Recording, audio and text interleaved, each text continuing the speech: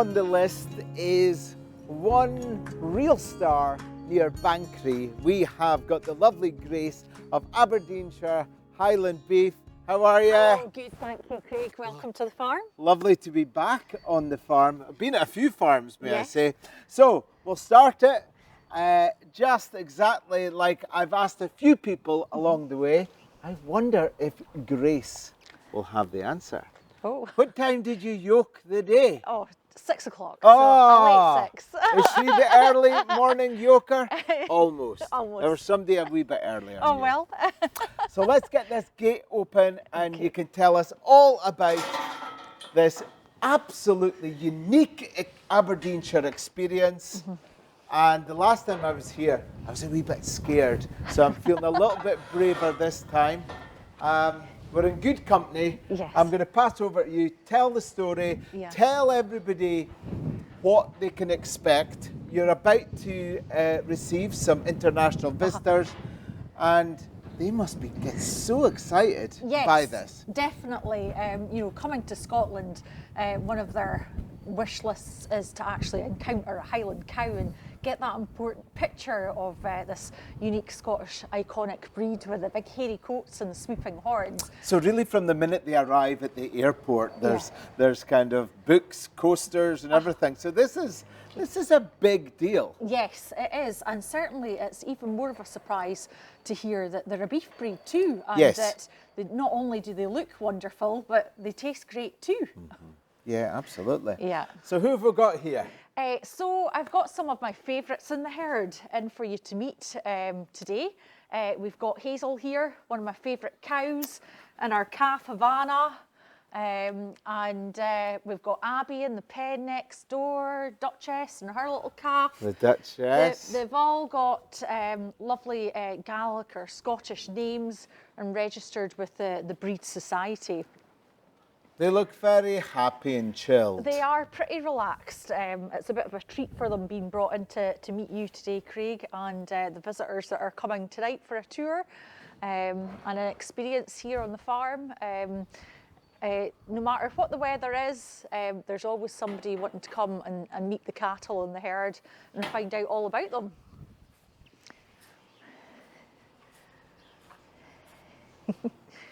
She's very friendly.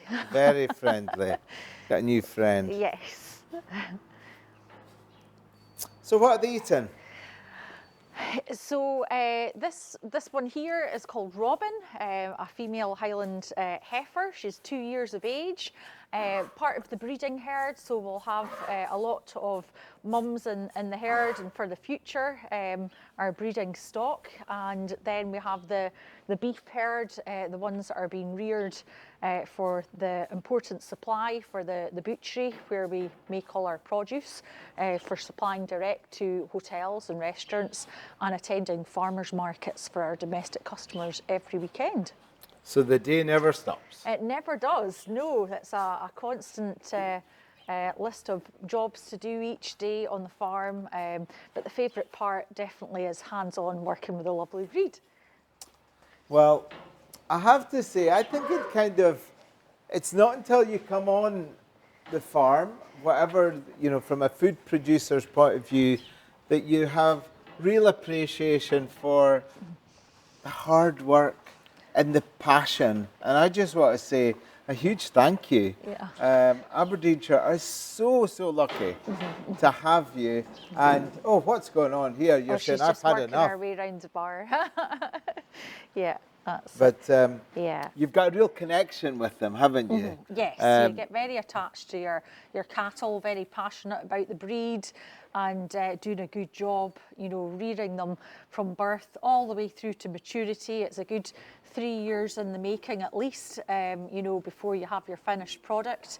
And you know how much work and effort goes into rearing them and producing the good quality, great flavoured grass-fed beef. Good. And these horns come in quite handy when you've got an itchy bit on the side. I've just witnessed that. Yes. And yeah, that's it. They're good for giving each other a prod and establishing who's boss, but also handy for giving yourself a wee scratch as well on the back when it's needed. All that hair and such an iconic Scottish look, isn't Yes, it? I mean, it is, if not the. It is. The ginger here is just a real classic colour. So many people see the ginger and just think, wow, you know, they expect them all to be ginger, but you do get black as well, white and brindle too. But my favourites are the dark reds for sure. Good. Well, I think we're going to look at the other side of the business, if you like, when you go to your farmers markets. You know, what is it? Do you get asked questions of what the meat is like? Definitely, Craig. You know, the people that attend farmers markets are the type of customers we love. You know, they're really passionate about sourcing good quality food. They're prepared to pay a premium price for local, supporting local businesses. They want to know exactly where it's come from, how it's been reared. How amazing. It's had a good standard of welfare, living, what it's being fed. That's so important and ultimately creates the quality of the product you're It's eating. really nice to hear that, because as a passionate kind of producer, that's what you want. That's where you want to get them to. But if they are very much kind of requesting that information, that's exactly what you want to give them. That's the story that you want. That's the story you want to tell. Yeah, and exactly, and it's the same with the chefs that we work with as well. You know, they are great cooks. They know, they're familiar with all the cuts, how to treat the cuts. Yeah. You know, they're not shy and bold, and you know, they really showcase the produce on their menus, the region as well. It's great to be one of these people that can offer that for the many passionate hotels and restaurants in the region that want to support local quality and something a bit different that you can't find anywhere else in the world. Exactly. Yeah. And right now, this is a special part of the world, and it's just, I just love the fact it's so peaceful. They're so happy, and you know, don't underestimate how nice you are to you. You've given these lovely animals a lovely place to be, and that must enhance everything. It does, yeah. They're just very natural. You know, they've been here forever, it seems. You know, they've been the beef breed that's fed the country, and they continue to, in my farm, be the beef breed for me, the only breed that I breed 100% genetically pure Highland cattle. And yeah, it's a lovely story, the history of the breed and how they were reared and farmed in the Highlands and Islands, and the marketplace for them today. And as the season kind of starts to change a wee bit, they're ahead of the curve because they've already got their jacket on. Exactly, yes, yeah, they know the change in season, and to grow that hairy coat for survival outside all through winter in the harshest weather, even come calving time, they don't come inside a shed, they're outdoors, they'll shelter under the trees. Hardy Aberdeenshire. Hardy, definitely, they're well accustomed to living here and the cold east coast. Do you notice, like, when there is maybe a sudden snap change of weather, do they behave differently? They can do a little bit. They can get a bit more vocal, calling to you to ask them to. They're asking you to bring them their silage bales. They're needing that. So you notice they're a bit more interested in you rather than through the summer when they've got abundance of grass growing in Aberdeenshire. They're pretty content with that. But come winter time, when it stops growing, they're mooing to us to bring them their feed.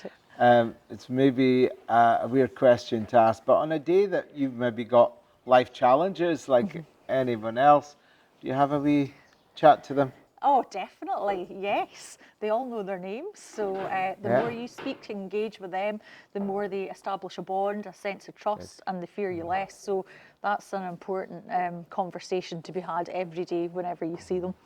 Sometimes they're a wee bit more reliable than humans, aren't they? Listen, thanks very much. We're going to go and have a wee sizzle and taste this wonderful, iconic breed. Thank you so much. Great, you're welcome.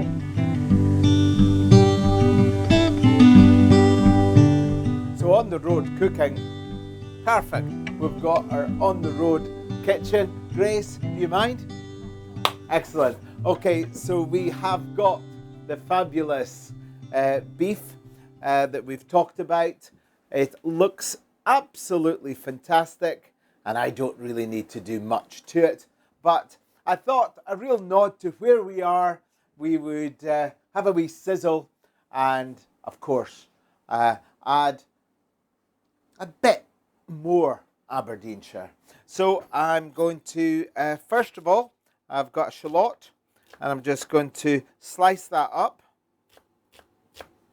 I've got a little bit of a local tatty and I'm going to just dice that up really, really finely.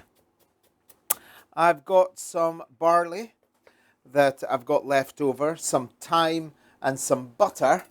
I've got some oats as well here. So the first thing I'm going to do is a nice bit of heat. I'm going to get a good splash of the rapeseed oil. I'm going to make it really peppery. Salt and pepper there. I'm going to add the thyme just at the side. It's almost creating a little bonfire. We're going to scorch the rooster tatties. A little bit more oil.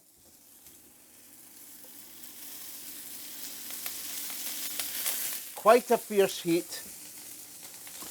And then we've got this lovely plump fillet steak.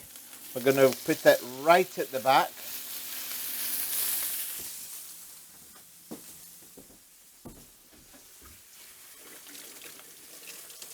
And let the flavours sing out.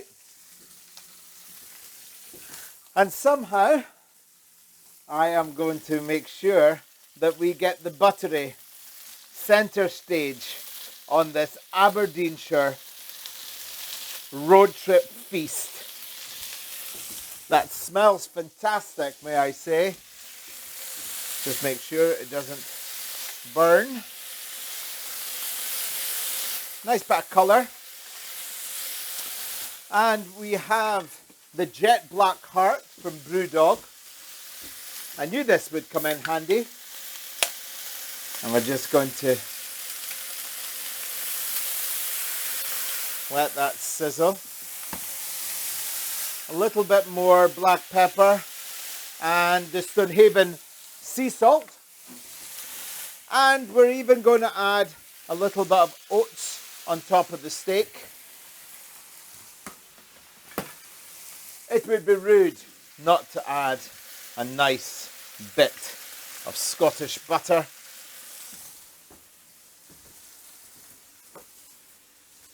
And just on the side, picked up the J.G. Ross buttery.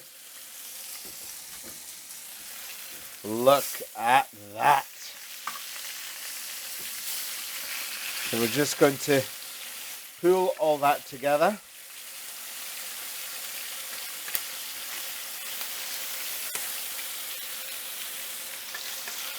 Sensational.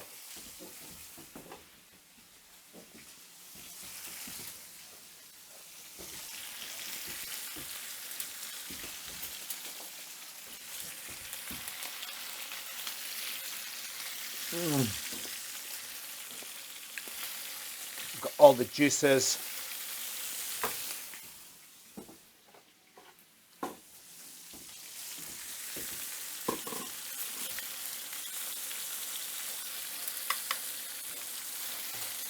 The barley, the crispy caramelized shallot flavored with thyme, the jet black Brewdog, and of course the shavings of the buttery on the side. I like to get you've kind of got the beer and the beef juices on there. And right on top, we have this beautiful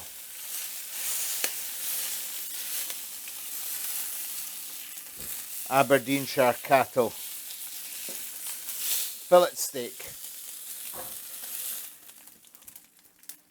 And we're going to set that on there. And it gets even more exciting that we have got some wood chips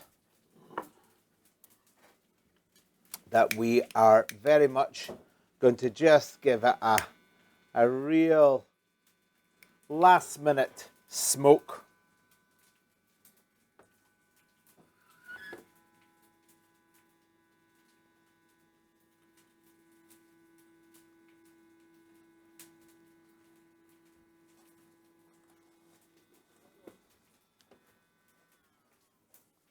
Here we have it. And just give it a little minute. And just slowly, it's like the hills of Aberdeenshire with a little bit of a wee bonfire in the background.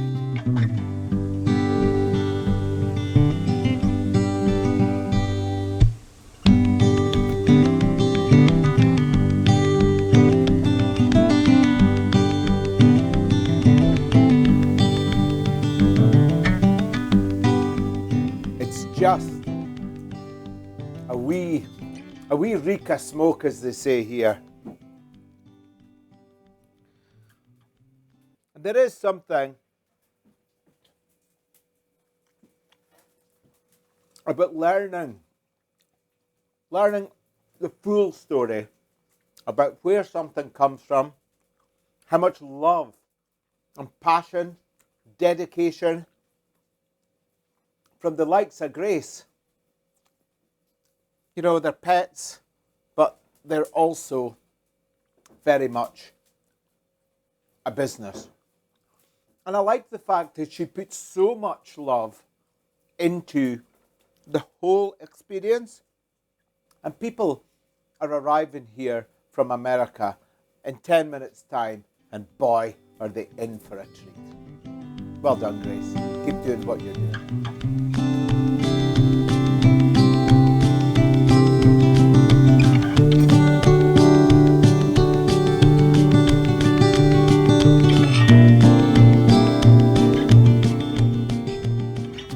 Well, Aberdeenshire.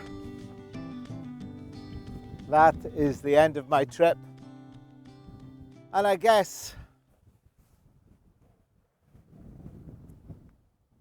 the view and the coos and a lot in between says it all.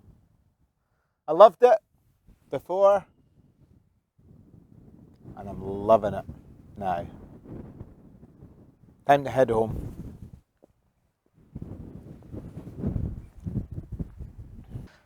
So the sun is still shining as I finish my Kilted Chef Love food story. I remember right out at the start, I wondered how I'd feel when I'd visited all the different producers, tasted all the fantastic products, but more important, get a real understanding of why and how some of our fantastic businesses thrive with all the challenges that go with it. What's not to love? The place is amazing. I felt on holiday in my own backyard. I've met people, I've tasted things I should have tasted. So I had passion before and it's full to the brim. Aberdeenshire, tell ya, you taste good.